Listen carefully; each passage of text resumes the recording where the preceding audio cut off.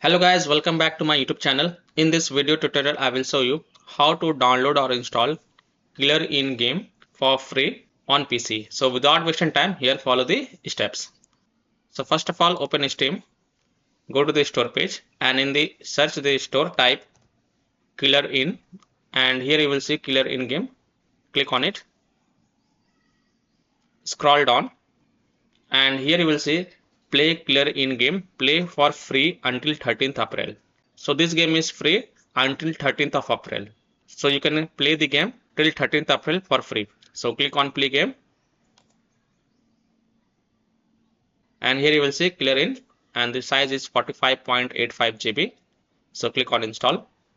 Read the EULA terms and condition and then click on accept. Now go to the library and here you can see Killer In game is getting downloaded on my PC. So I hope by following these steps you can easily download or install Killer In game on PC for free and it is free till 13th April 2026.